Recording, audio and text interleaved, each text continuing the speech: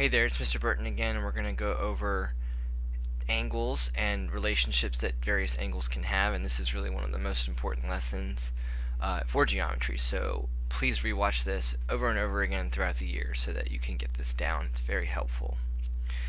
So the first thing we're going to talk about is just how you can classify angles based on size. If angles are smaller than 90 degrees, we call them acute.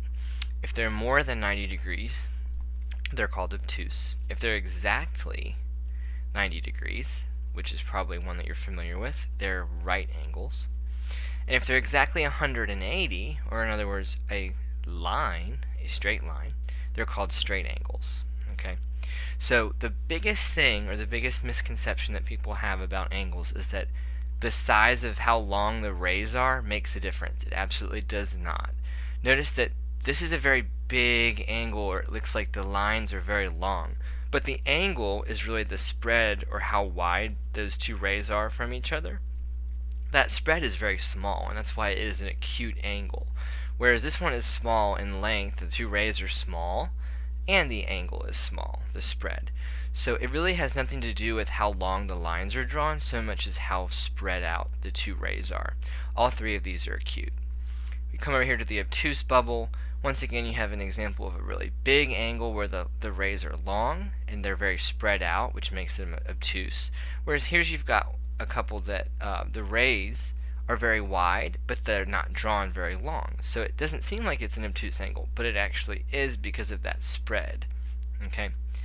For 90-degree angles, they're pretty easy to tell because we're always going to put a little square in the corner to show that they are 90 degrees. And a good way of checking if an angle is 90 degrees is to say take a sheet of paper and try to fit it in the corner, and if it fits perfectly, then it is a 90-degree angle.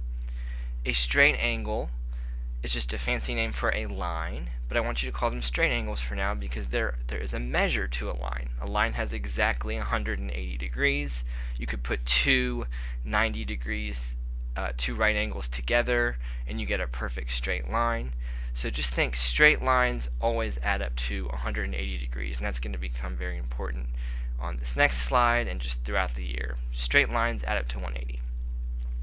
So a really important relationship between various angles is that sometimes angles are congruent, which means that they have the same size or the same measure.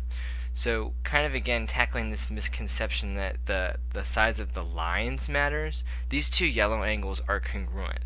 Not because their line segments or their rays are the same lengths, but because their spread is the same. And I'm going to demonstrate that by just dragging this top one down to you, for you and showing you that.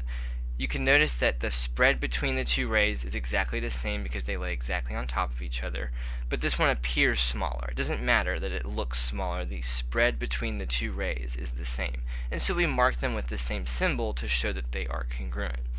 Likewise up here, this blue angle, which has a single mark or a single arc showing that it is congruent to this red obtuse angle. If I take this blue angle and I rotate it, the number is going to get kind of funky, but you can still see that if I take this and slide it down, it is the same exact angle as the red one. It just doesn't appear so because it's flipped upside down and the rays are not as long. But they are actually congruent, and so we mark them with 1 dash or 2 dashes or 3 dashes. Another important thing to keep in mind is that all 90-degree angles are congruent to each other because right angle means 90, so if they're two right angles, they both have to be 90 and they're automatically congruent. One of the more important relationships that you'll see all year long is when two lines intersect, they create 4 different angle pairs. And always, always, always, the two across from each other are congruent. So these two acute ones on the left and right are the same size, and these two obtuse ones on the top and bottom are the same size. So if two angles are vertical, means across from each other, right? Then they are automatically congruent. Doesn't work in reverse, but if they are across from each other, then they are congruent. So if you look here, I have 151 is across from 151 because they are vertical, and since they're vertical, they're automatically congruent. So just to kind of illustrate the difference between vertical and congruent, when I have these two lines intersecting, the top and bottom are vertical. Okay, left and right are vertical.